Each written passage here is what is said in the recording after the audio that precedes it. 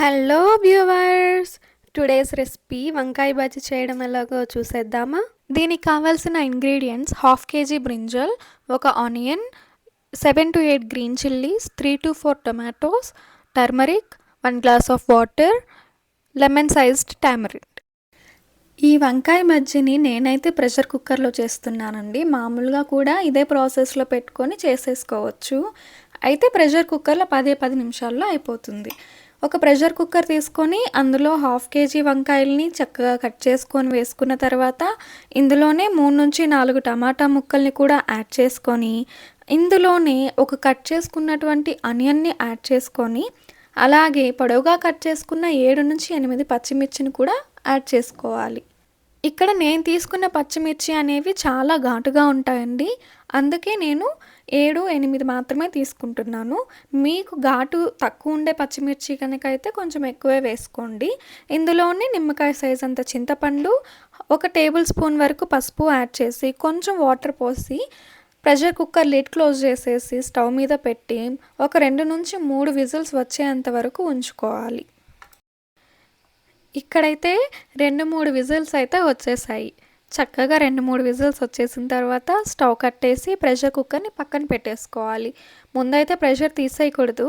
దానికై అదే ప్రెషర్ అంతా పోయిన తర్వాత మనం లిడ్ ఓపెన్ చేసి చూస్తే చక్కగా అన్నీ కూడా కుక్ అయిపోయి ఉంటాయి. సో ఇలా కుక్ అయిపోయాయి కదా, ఇప్పుడు దీంట్లోనే మనకు తగినంత సాల్ట్ కూడా యాడ్ చేసుకొని ముద్దకంతో మంచిగా అన్నిటినీ స్మాష్ చేసుకోవాలి. మరీ ఎక్కువగా స్మాష్ చేసేయకూడదండి, కొంచెం కచ్చాపచ్చాగా స్మాష్ చేసుకోవాలి. అప్పుడే చాలా టేస్టీగా ఉంటుంది.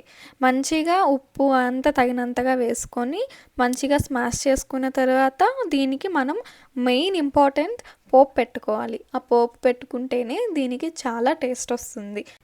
దీన్ని మా సైడ్ అయితే వంకాయ బజ్జీ అని పిలుస్తారండి. మీ సైడ్ ఏం పిలుస్తారో కమెంట్ చేసేయండి. ఈ రెసిపీకి అయితే పోపే హైలైట్ అండి. పోపు పెట్టి తింటే ఎంత టేస్టీగా ఉంటుందో తెలుసా. ఒక బాండ్లీ పెట్టుకొని 3 నుంచి 4 స్పూన్ల ఆయిల్ వేసి 1 టేబుల్ స్పూన్ పోపు దినుసులు వేసి చిటపట్లాడనివ్వండి. అవి చిటపట్లాడిన తర్వాత 2 ఎండుమిర్చి తుంచుకొని వేసుకోండి.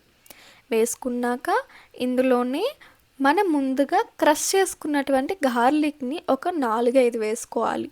వేసుకున్నాక ఇందులో కట్ చేసుకున్నటువంటి హాఫ్ ఆనియన్ పీసెస్ని యాడ్ చేసి, అదేవిధంగా ఒక 2 రెబ్బల కరివేపాకును కూడా యాడ్ చేసి, ఈ ఆనియన్స్ అనేవి గోల్డెన్ బ్రౌన్ కలర్ వచ్చేంత వరకు వేయించుకోవాలండి.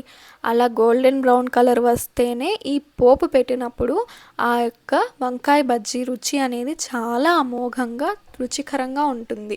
సో ఇలా మనం వేగిన తర్వాత ఇందులో ముందుగా చేసుకున్న వంకాయ బజ్జీని వేసేసుకోవాలి.